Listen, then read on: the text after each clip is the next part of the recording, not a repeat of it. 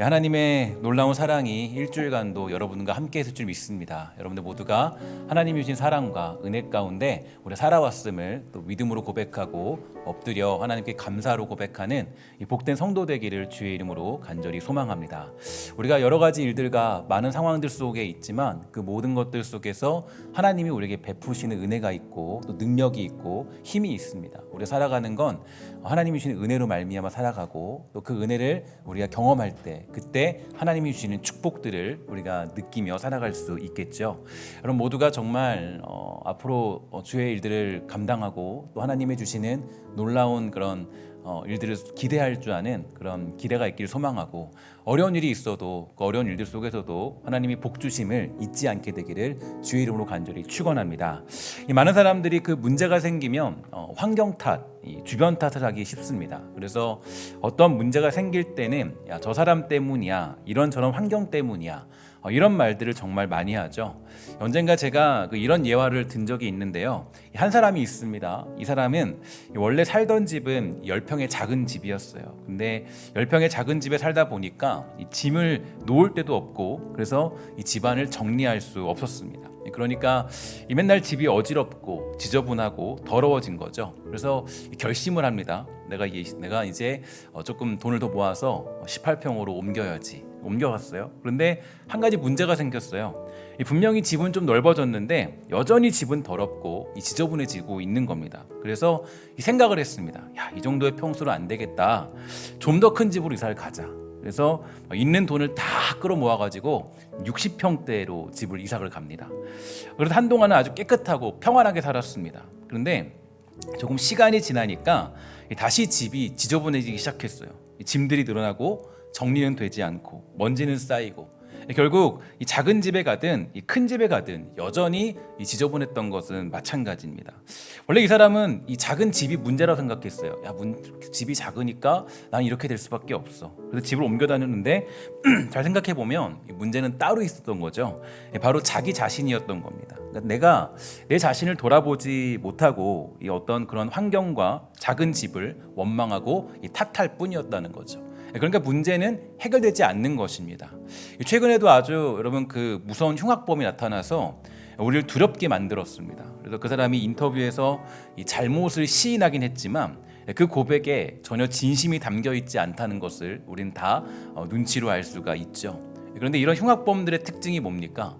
이 특징이 하나 있는데 그 특징은 어렸을 때 트라우마, 어떤 기억들을 가지고 있다는 겁니다. 선생님이 자신을 괴롭혔고 친구가 자신을 무시했고 환경이 이리저리해서 나는 흉악범이 될 수밖에 없었다. 그래서 이 자기 자신의 그런 벌어진 일들에 대해서 굉장히 정당화시키게 되는데요. 이런 방법의 해석이 사실 이 심리학적인 가장 중심이 되는 이 프로이드적인 해석입니다. 그래서 그 해석을 따르면 트라우마 이런 것들을 가지고 어떤 문제들을 해석하려고 하죠. 그러나 이제 그의 제자 중에 아들러라는 사람은 달랐습니다. 제가 아들러 학자를 굉장히 좋아하는데 이 아들러는 달랐어요. 그러니까 트라우마가 문제가 아니다. 그러니까 어떤 사건이 문제가 아니라 그거는 핑계일 뿐이다. 그러니까 이렇게 주장을 하죠. 그것을 껴안고 살아가는 이 자신이 문제다라고 이 아들러는 이야기를 하죠. 그러니까 어떤 것이 정답이라고 말할 수는 없습니다. 하지만 저는 이 아들러의 주장이 조금 더 성경적이고 조금 더 우리에게 일리가 있다라고 생각합니다. 이 환경을 껴안고 무엇을 탓하는 것은 이 변화를 만들어낼 수 없기 때문이죠. 위기를 벗어나서 이 새로운 삶을 살기에 가장 쉬운 변화는 이 환경이나 이 조건이 아닙니다. 이 환경이나 조건은 우리가 바꾸기 어렵고 이 닥쳐오는 문제를 우리가 어떻게 할 수 없지만 우리가 가장 쉽게 이 모든 것들을 변화시킬 수 있는 근본적인 원인은 나에게 있다라는 거죠. 그러니까 저기 멀리서 엄청난 파도가 밀려온다고 해서 그 파도를 멈출 수 있는 방법은 없어요. 그 파도를 견디도록 내 자신을 훈련시키고 변화시키는 게 그 파도를 이겨낼 수 있는 방법이 되는 것입니다. 근데 보통 많은 사람들이 가장 쉬운 변화를 놔두고 가장 어려운 변화를 꿈꾸며 기도합니다. 기도하는 내용들을 보면요, 환경적인 변화, 누군가의 변화를 위해서 많이 기도를 하죠. 자녀를 위해 기도할 때도 우리 자녀가 이렇게 변화되게 해주세요 라는 기도를 많이 하죠. 이런 대학에 가게 해주세요, 이런 사람 되게 해주세요, 이런 기도를 많이 합니다. 하지만 중요한 건요, 내가 그런 엄마, 그런 아빠가 되면 되는 겁니다. 그러면 자녀가 올바르게 크고 우리가 원하는 길을 가게 될 가능성이 훨씬 더 높아지죠.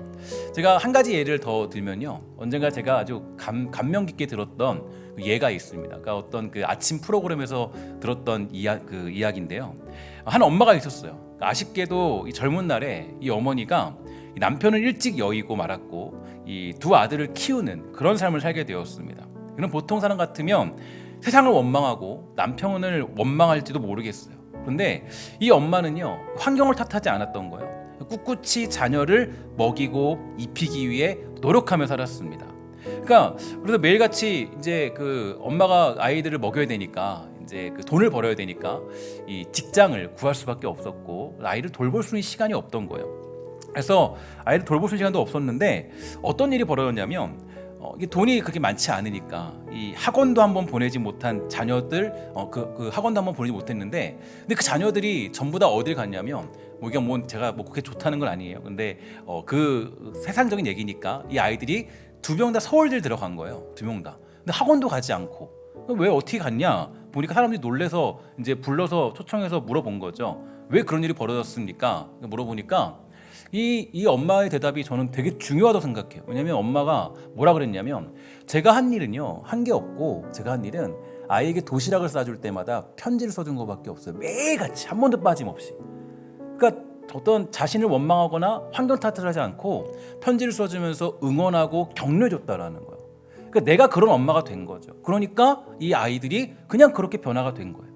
그러니까 제가 보니까 너무 참 이게 뭐 신앙적인 안에서 되면 뭐 좋을 테지만 뭐 신앙적인 이야기는 제가 뭐 들을 수는 없고 어쨌든 그런 얘기들을 볼 수가 있었어요. 제가 이걸 보면서 느낀 것이 있습니다. 그러니까 만약에 뭐 세상과 이 환경 탓만 했다면 자녀들을 응원할 수 있었을까? 아마 그렇지 못했겠죠. 오히려 자녀를 탓을 하면서 야, 너 때문에 내 인생이 꼬였어, 망했네, 내 신세가 어떤지 아니?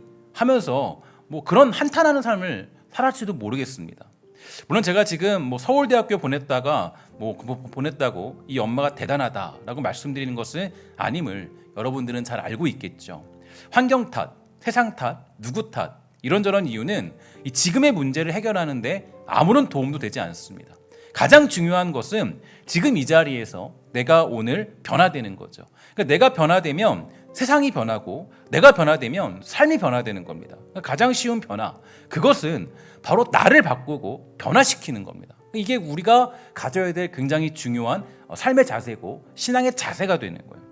우리는 지금 계속적으로 예배에 대한 이야기를 나누고 있는데 예배를 흐트리는 것은 무엇인가, 그 요인들은 무엇인가에 대해서 여러분들에게 9시 예배를 통해 설명해 드리고 있습니다. 그 질문에 답해 주시는 리차드 스틸 목사님의 대답을 따라서 이 말씀을 나누고 있게 되는데요.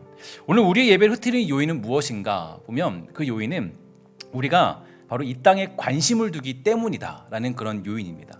예배가 왜 무너지고 예배에 왜 어떤 은혜가 없느냐, 그 이유가 있다라는 거죠. 그 이유는 우리들, 나 자신이 세상의 마음을 두고 있기 때문이다. 그러니까 어떤 환경적인 요인을 찾는 것이 아니라 나 자신이 세상적인 마음을 두고 있기 때문에 예배가 흐트러진다라고 이 목사님은 우리에게 설명해주고 있습니다. 그 목사님의 이야기를 한번 들어볼게요. 이렇게 얘기합니다. 세상을 품고 있는 사람은 세상적인 사람이며 세상의 일을 말합니다. 그는 세상 속에서 근심 없이 안식을 취할 수 있으며 세상적인 것들에 대해 말할 때 결코 흐트러지지 않습니다. 그가 하나님께로 돌아서서 하늘로 피신한다고 하더라도 세상에 대한 그의 관심이 계속해서 그의 마음 문을 두드릴 것이며 그가 관심을 가지고 있는 세상 일들이 그의 귀에 속삭일 것입니다. 그리하여 그곳에는 마음이 떠나버린 육신만 남겨지게 됩니다. 다시 말해서 그 세상 일에 관심을 두고 있는 사람이 영적인 예배에는 집중할 수 없다라는 거예요. 내 관심이 어떤 그런 묵은 포도주나 이런 것들에 관심이 있다면 그러면 내가 하나님께 드리는 예배에는 집중할 수 없다라고 목사님은 우리에게 말해주고 있는 거죠. 그러니까 아무리 예배하려고 발버둥을 쳐도 세상 일에 관심을 두고 있는 마음을 그냥 두고 있다면 온전한 예배를 드리기는 어렵다라는 거예요. 특히 제가 이 목사님의 대답 중에서 가장 마음에 박히게 된 문장이 있는데요. 이 문장은 바로 이런 문장이었습니다. 한번 잘 보세요. 우리를 이렇게 만드는 것은 세상이 아니라 세상적인 마음입니다. 그러니까 우리는 보통 환경적인 요인 가지고 야 우리 예배 드릴 수 없으니까 나 예배 드리기 뭐 분위기 뭐 환경 내가 오늘 기분이 안 좋고 어떤 일들이 있었고 예배를 못 드려 뭐 이런 것들 있잖아요. 그런데 이 목사님이 얘기해 주시기를 우리를 이렇게 만드는 것, 즉 이렇게 만든다라는 것은 예배를 온전히 드리지 못하게 만드는 것은 세상이 아니래요. 그러니까 환경이 아니라는 거예요. 그러니까 우리는 보통 환경 얘기를 많이 하고 주변 얘기를 많이 하고 이 사람 저 사람 얘기를 많이 하지만 그게 아니라 가장 중요한 거는 내 안에 있는 세상적인 마음이 바로 하나님께 온전히 예배하지 못하도록 만든다고 우리는 볼 수 있게 되는 거죠. 보통 우리는 신앙에 관하여서 여러 가지 이 핑계대기를 좋아하죠. 세상이 그래서 저 사람이 저래서 환경이 이러니까 정말 여러 가지 핑계와 구실들을 우리도 모르게 찾을 때가 많이 있습니다. 하지만 정말 우리를 예배하지 못하게 만드는 것은 세상이 아니라 우리 안에 있는 세상적인 마음이라는 거예요. 세상적인 마음을 버리지 못하면 우리는 하나님께 집중할 수 없고 하늘의 신령한 복을 사모할 수 없습니다. 온전한 예배를 드리기 위해서 우리는 나 자신을 먼저 점검할 필요가 있다라는 거예요. 내가 정말 성경이 말하는 하나님을 예배하고자 하는 갈망이 있는가? 아니면 세상을 통해 누리고자 하는 마음으로 하나님을 예배하고 있는가? 이게 우리가 먼저 점검해야 될 모습이라는 겁니다. 사무엘하 12장 1절부터 15절까지 말씀인데요. 우리 7절까지 말씀만 보도록 하겠습니다. 이렇게 되어 있어요. 여호와께서 나단을 다윗에게 보내시니 그가 다윗에게 가서 그에게 이르되 한 성읍에 두 사람이 있는데 한 사람은 부하고 한 사람은 가난하니 그 부한 사람은 양과 소가 심이 많으나 가난한 사람은 아무것도 없고 자기가 사서 기르는 작은 암양 새끼 한 마리뿐이라. 그 암양 새끼는 그와 그의 자식과 함께 자라며 그가 먹는 것을 먹으며 그의 잔으로 마시며 그의 품에 누움으로 그에게는 딸처럼 되었거늘 어떤 행인이 그 부자에게 오매 부자가 자기에게 온 행인을 위하여 자기의 양과 소를 아껴 잡지 아니하고 가난한 사람의 양새끼를 뺏어다가 자기에게 온 사람을 위하여 잡았나이다 하니 다윗이 그 사람으로 말미암아 노하여 나단에게 이르되 여호와의 살아계심을 두고 맹세하노니 이 일을 행한 그 사람은 마땅히 죽을 자라. 그가 불쌍히 여기지 아니하고 이런 일을 행하였으니 그 양새끼를 네 배나 갚아주어야 하리라 한지라. 나단이 다윗에게 이르되 당신이 그 사람이라. 이건 되게 충격적인 반전이죠. 그러니까 이 다윗 왕은 이 선지자로 하여금 누군가의 심각한 문제를 듣습니다. 그리고 그 문제를 듣고 분노해요. 야, 누구냐? 누가 그런 짓을 한 거냐? 그 자를 반드시 내가 죽이겠다. 야, 그놈 잡아와. 근데 그때 선지자나 나단은요 충격적인 말을 해요. 그 사람이 바로 당신입니다. 이게 저는 굉장히 우리에게 중요한 신앙적인 문장이라고 생각해요. 그러니까 언제나 어떤 문제나 환경이나 어떤 여러 가지 상황들이 벌어졌을 때 그때 나를 돌아보고 점검할 수 있는 모습들이 먼저가 돼야 되는 거예요. 그러니까 우리가 온전한 예배를 드리지 못하는 이유는 누구의 책임도 누구의 문제도 아니에요. 가장 중요한 것은 바로 나 자신의 마음이 온전하지 못하기 때문입니다. 그래서 예배의 요소 중에 가장 중요한 것은 바로 내가 죄인임을 발견하는 것이죠. 예배 가운데 성령의 임재가 있다면 분명히 죄에 대한 자각이 있습니다. 구약의 제사를 한번 생각해 볼까요? 이 제물인 짐승이의 손을 얹고 이 제사장의 선언을 통해서 제사 드리는 자의 죄가 제물에게로 전가되고 제물은 곧 죽음을 맞이하게 됩니다. 그런데 이 제물이 죽을 때 단순하게 죽는 것이 아니에요. 예를 들어서 양을 제물로 드립니다. 그러면 그 양의 사지를 다 자르고 온몸에 각을 뜨게 돼요. 내장과 살과 기름이 분해되면서 콩팥과 쓸개가 나누어지면서 제사를 드리는 그 장소는요 피바다가 되는 거예요. 하나님께서 간단하게 제사를 받을 수 있지만 그렇게 끔찍한 방법으로 제사를 드리도록 하시는 이유가 어디 있겠습니까? 그거는 나의 죄가 얼마나 심각한지를 철저하게 나타내기 위해서입니다. 결국 예배라는 건 나 자신이 얼마나 심각한 죄인의 참상을 가지고 있는가 이것을 발견하는 자리가 되는 거예요. 세상에 물들어 있고 그것에 관심을 두고 살아가는 나를 발견하면서 회개할 때 진정한 예배의 기쁨이 우리에게 주어지는 것입니다.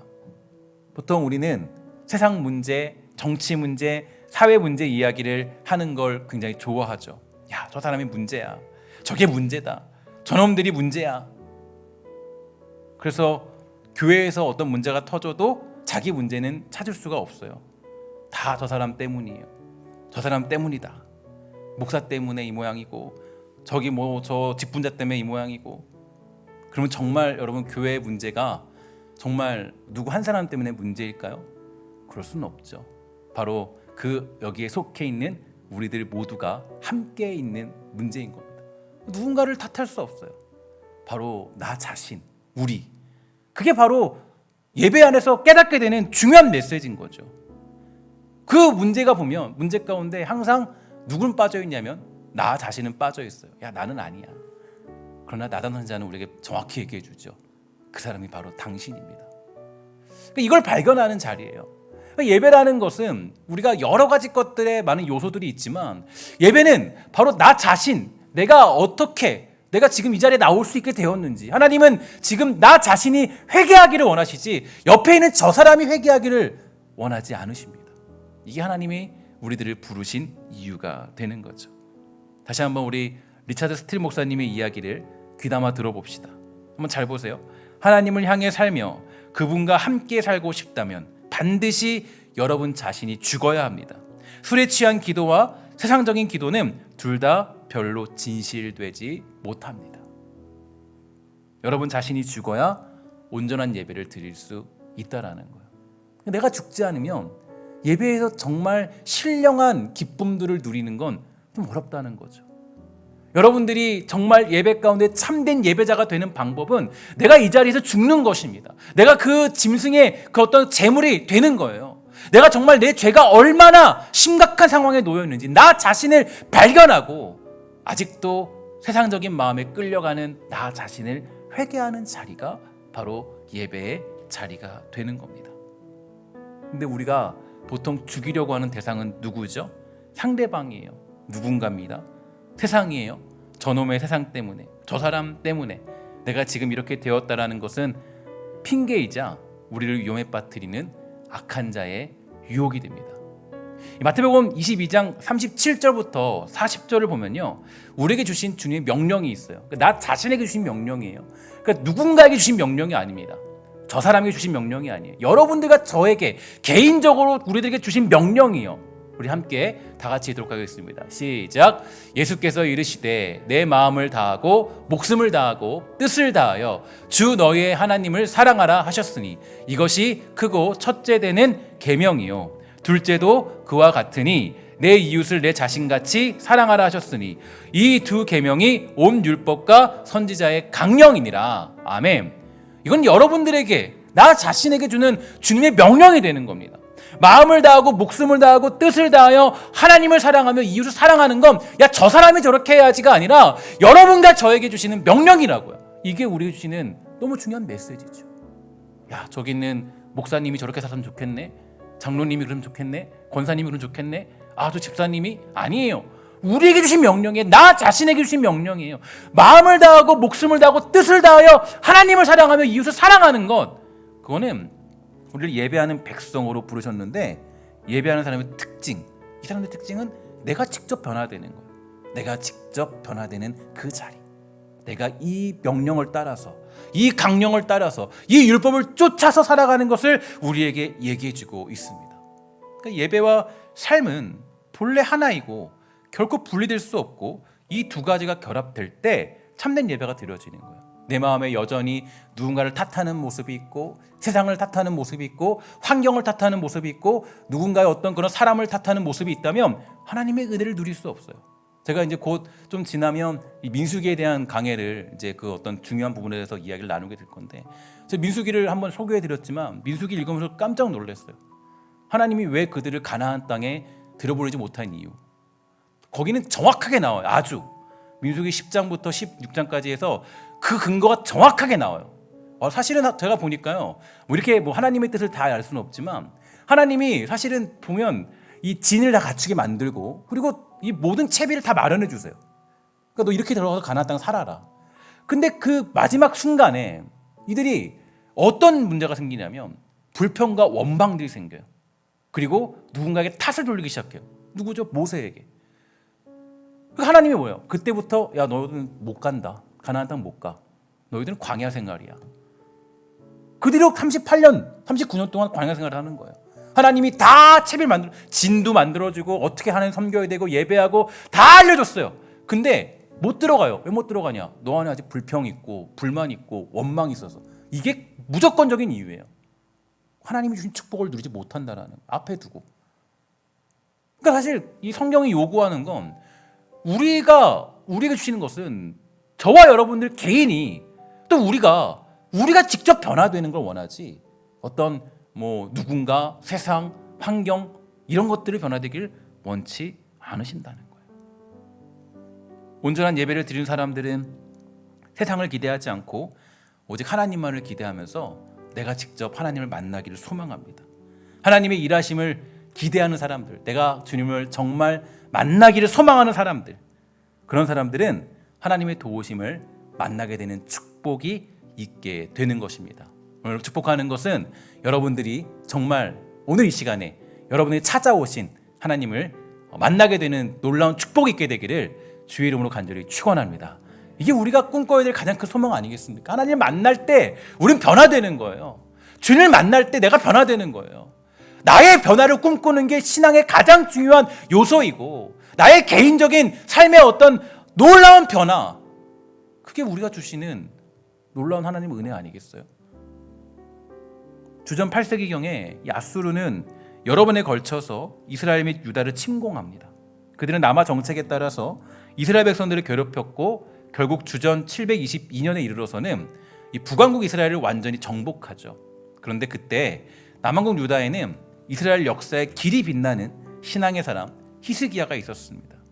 그는 경건한 왕이었지만 결국 수세에 몰렸고 아수르 군대는 18만 5천 명이나 되는 군대를 이끌고 쳐들어오게 되죠. 성 안에 있는 모든 백성들은 다 두려움에 떨고 있었습니다. 이제 포로로 끌려갈 일만 생각할 뿐이었어요. 실제로 이스라엘 백성들이 아수르 군대를 이길 수 있는 능력은 조금도 가지고 있지 않았어요. 그러나 단 한 사람, 히스기야는 달랐죠. 그는 선지자 이사야의 권고에 따라서 전심으로 스스로 기도합니다. 반복되는 패배와 위기에도 불구하고 끝까지 전능하신 하나님만을 의지하면서 기대하는 자세를 견지하고 있었다라는 거예요. 결국 하나님께서는 아주 경이로운 방법으로 히스기야의 기도를 연락하시고 유다 왕국의 손을 들어주시죠. 시편에서는요, 이 새벽이라고 나오는데 이른 아침에 나아가서 성 주위를 보니까 예루살렘 성을 포위하고 있던 18만 5천 명의 군사들이 모두 시체가 되어 누워있던 것입니다. 하루 전까지만 해도 패배할 수밖에 없던 그런 상황이었는데 경이적인 승리가 주어진 거예요. 이것이 바로 전능하신 하나님을 기대했던 사람이 받는 축복입니다. 그 한 사람으로 말미암아 그 한 사람이 하나님을 기대하고 그 한 사람이 하나님을 향하여 기도하고 그 한 사람이 예배하니까 어떻게 돼요? 놀라운 승리가 나타나는 거잖아요. 그러니까 성경은요, 언제나 우리에게 야, 저 사람이 변화돼야 돼, 저게 변화돼야 돼, 이게 변화돼야 돼, 이걸 요구하지 않아요. 언제나 성경이 요구하는 건 야, 너가 변화되라, 너가 나를 섬겨라, 너가 예배자가 되어라. 이게 주님이 주시는 메시지고 명령이에요. 그런 사람을 통해서 하나님은 역사하고 일한다는 것을 알 수가 있게 되는 것입니다. 가나안 땅을 정복하려고 했던 이스라엘 백성들이 한 가지 난관에 부딪힙니다. 애굽 사람들을 따돌리고 열심히 가나안 땅으로 진격해 왔는데 문제는 가나안 땅의 거민들이 너무나도 강해 보인다라는 거예요. 그들에 비하니까 심지어 자기들은 메뚜기처럼 보일 정도로 그 땅을 정복하는 건 불가능하다 생각했습니다. 여기서 죽지 말고 차라리 애굽으로 가자, 노예 생활하는 게 낫겠다라고 말합니다.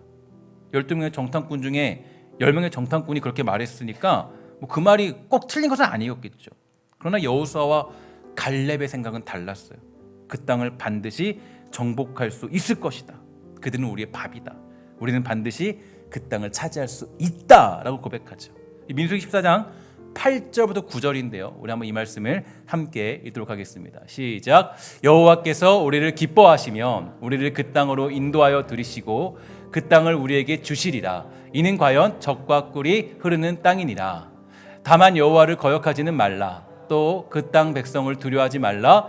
그들을 우리의 먹이라. 그들의 보호자는 그들에게서 떠났고 여호와는 우리와 함께 하시느니라.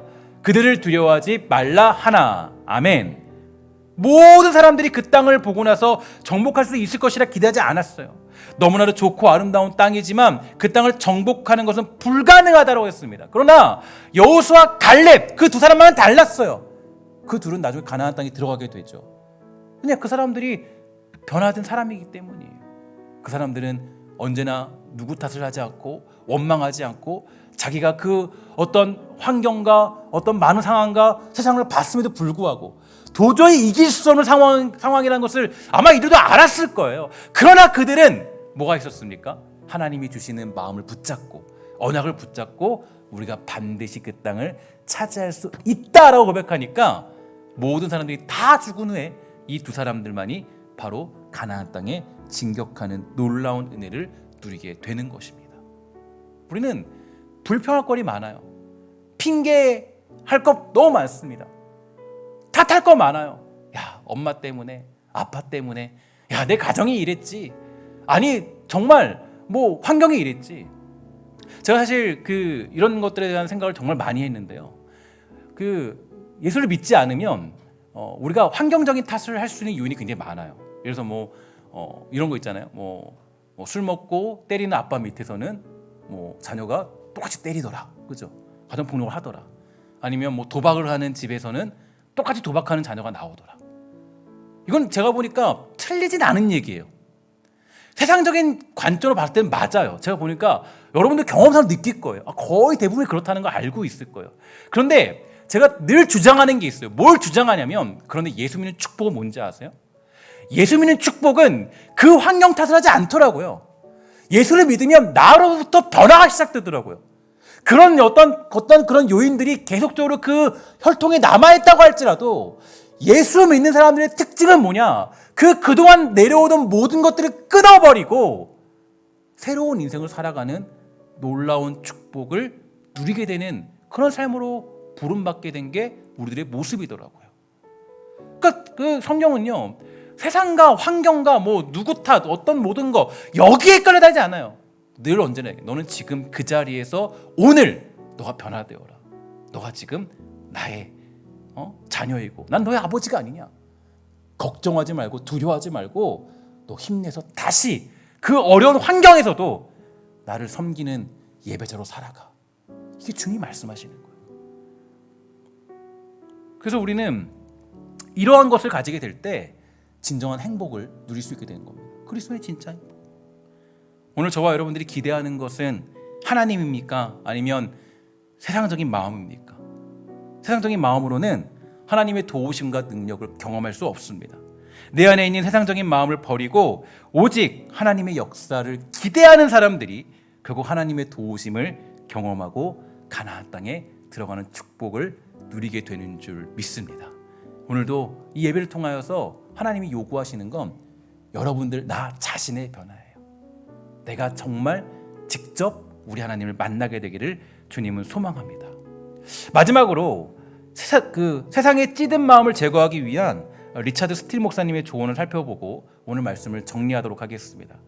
이분이 이렇게 얘기하세요. 첫째로 하나님께서 세상에 대해서 말씀하셨듯이 세상에 있는 모든 것들은 육신의 정욕과 안목의 정욕과 이생의 자랑에 불과하다는 것을 믿어야 한다. 이래야 찌든 마음이 제거된다라는 거예요. 두 번째로 만약에 이러한 마음 상태가 얼마나 어리석고도 비참한지를 깊이 생각한다면 여러분은 이러한 질병에 걸리지 않도록 도움을 받을 수 있을 것이다 라고 그렇게 얘기해 줍니다. 세 번째, 이게 중요하죠. 기도를 통해서 하나님을 의지하며 기도 속에서 자신의 죄를 보고 슬퍼하십시오. 여러분이 모욕했던 모든 사람들의 권리를 회복시키겠다고 엄숙히 맹세하십시오. 여러분의 영혼이 육신과 완전히 결별하기보다는 삭개오처럼 여러분의 재산의 절반을 포기하십시오. 그리고 온 힘을 다해서 이렇게 부르짖으십시오. 시편 119편 36절 우리 함께 읽도록 하겠습니다. 시작. 내 마음을 주의 증거들에게 향하게 하시고 탐욕으로 향하지 말게 하소서. 아멘. 이렇게 기도하라는 거예요. 이런 기도가 있을 때 우리가 정말 예배의 기쁨을 누릴 수 있다라는 겁니다. 저는 정말 여러분들이 진짜 예배자가 되기를 주의 이름으로 간절히 축원합니다. 그 예배자가 될 때 누리는 축복은 너무 놀랍기 때문이에요. 또한 마지막으로 이 목사님이 이렇게 얘기해요. 하나님을 예배하러 갈 때는 여러분의 마음을 세상적인 생각에서 멀리 하십시오. 여러분, 일주일 동안 여러 사건들이 있지 않았습니까? 제가 다 알지 못하지만 고민들, 불평들, 불만들, 또 어떤 많은 세상적인 관심들, 이슈들, 여러 마음 복잡할 거예요. 여기 나오시는 분들, 주일날 오시는 분들이 얼굴이 정말 웃으면서 탁탁탁 그렇게 앉지는 않죠, 그죠? 딱 보면 얼굴에 찌들 얼굴이 좀 있어요. 어쩔 수 없죠. 얼마나 힘들었겠어요, 그죠? 세상살이가 만만치 않고 고민도 많고, 이놈의 자녀들은 왜 이렇게 속썩이는지, 그죠? 왜 사업은 내 마음대로 잘 안 풀리는지, 아니 왜 이렇게 나를 힘들게 만드는지, 나 좀 가만뒀으면 좋겠는데, 왜 이렇게 나에게 부담은 많은지, 우리들의 모습이잖아요. 저도 마찬가지고 여러분들은 마찬가지. 우리 모두가 다 그런 상황에 놓여 있어요. 그러나 저는 마지막으로 그 부탁했던 리차드 스틸 목사님이 얘기한 것처럼 하나님을 예배하러 올 때는 이때만큼은, 우리 주일에 예배드린 것만큼 이때만큼은 우리들의 마음을 그동안에 있었던 불평과 원망과 그 어떤 모든 탓들을 다 내려놓고 일단 하나님께 집중하자라는 거예요. 하나님이 지금 나에게 뭐라고 말씀하십니까? 지금 여러분들에게 무엇을 말씀하십니까? 지금 그 상황에서 내가 어떻게 변화되기를 원하시는가? 정말 우리가 봤을 때는 마치 정말 그 가나안 땅을 차지할 수 없을 것 같은 모든 상황을 우리는 다 보고 왔어요. 일주일 동안. 하나님 어떻게 이렇게 힘듭니까? 어렵습니까? 그런데 이 주일만큼은, 예배만큼은 정말 이때 찾아올 때, 좀 예배할 때, 그때만큼은 그 모든 마음을 내려놓고 하나님이 주신 약속을 붙잡고 이 자리에 앉아 있으며 이 자리에서 예배한다면 하나님이 여러분들에게 정말 놀라운 축복과 은혜와 변화를 허락하여 주시는 우리 하나님 아니겠습니까? 오늘 그 하나님을 여러분 믿으시기를 주의 이름으로 간절히 축원합니다. 정말 우리는 그러한 진짜 행복을 누리며 살아가는 거예요. 오늘 여러분과 우리의 예배가 방해되는 가장 큰 요인은 무엇입니까? 세상에 물들어 있는 나 자신이 아닐까요? 아니면 아직도 세상적인 관심으로 예배하고 있는 우리의 모습 아니겠습니까?